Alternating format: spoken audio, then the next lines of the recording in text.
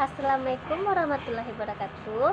Saya Disa Claudia Surahman, BP 191039 akan menjelaskan kali ini tentang laporan keuangan.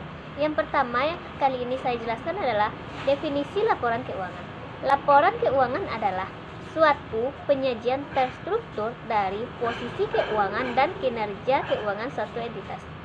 Tujuan laporan keuangan ini memberikan informasi mengenai posisi keuangan, kinerja keuangan, dan arus kas entitas yang bermanfaat bagi sebagian besar kalangan pengguna laporan dalam pembuatan keputusan ekonomi.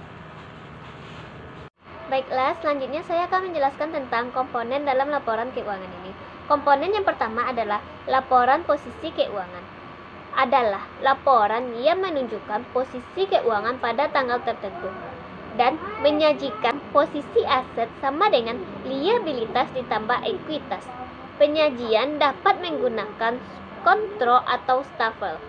Perusahaan dapat menggunakan metode klasifikasi lancar, tidak lancar, atau pendekatan lain. Misalnya, perbankan tidak menggunakan klasifikasi lancar, tidak lancar.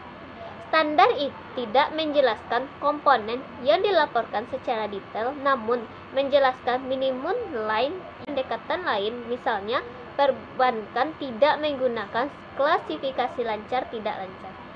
Standar itu tidak menjelaskan komponen yang dilaporkan secara detail, namun menjelaskan minimum line yang harus dilaporkan terpisah jika nilai tersebut material. Dalam laporan posisi keuangan ini ada aset lancar.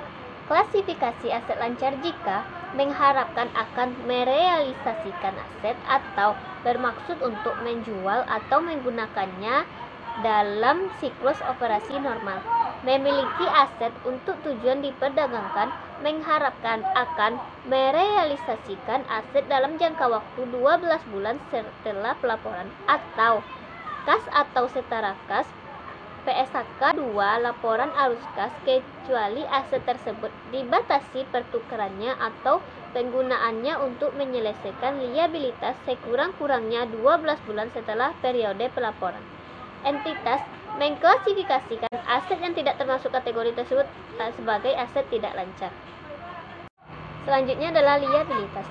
Liabilitas keuangan yang dibiayai kembali yang akan jatuh tempo dalam 12 bulan setelah periode pelaporan diklasifikasikan sebagai liabilitas jangka pendek jika pembiayaan kembali bukan merupakan diskresi entitas atau kesepakatan pembiayai kembali diselesaikan setelah periode pelaporan. Pelanggaran perjanjian utang yang mengakibatkan kreditur meminta percepatan pembayaran, maka liabilitas tersebut disajikan sebagai liabilitas jangka pendek, meskipun kreditur mengizinkan penundaan pembayaran selama 12 bulan setelah tanggal pelaporan, tetapi laporan laba rugi dan komprehensif lain. Laporan laba rugi komprehensif yaitu yang pertama komponennya pendapatan, yang kedua biaya keuangan, yang ketiga bagian laba rugi dan entitas asosiasi dan joint ventures yang dicatat dengan menggunakan metode ekuitas. Yang keempat, beban pajak. Yang kelima, suatu jumlah tunggal yang mencakup total dari laba rugi setelah pajak dari operasi yang dihentikan dan keuntungan atau kerugian setelah pajak yang diakui dengan pengukuran nilai wajar dikurangi biaya untuk menjual atau dari pelepasan aset atau kelompok yang dilepaskan dalam rangka operasi yang dihentikan. Penghasilan komprehensif lain. Penghasilan komprehensif lain adalah berisi pos-pos penghasilan dan beban, termasuk penyesuaian relativifikasi yang tidak diakui dalam laba rugi sebagaimana disyarat jabaran laporan keuangan. Yang keempat, perubahan nilai investasi available for sales. Yang kelima, bagian efektif dari keuntungan lindung nilai arus kas. Yang keenam, bagian penghasilan komprehensif asosiasi. Selanjutnya, laporan perubahan ekuitas. Laporan ini menunjukkan total laba rugi komprehensif selama suatu periode yang diatribusikan kepada pemilik entitas induk dan pihak non-pengendali.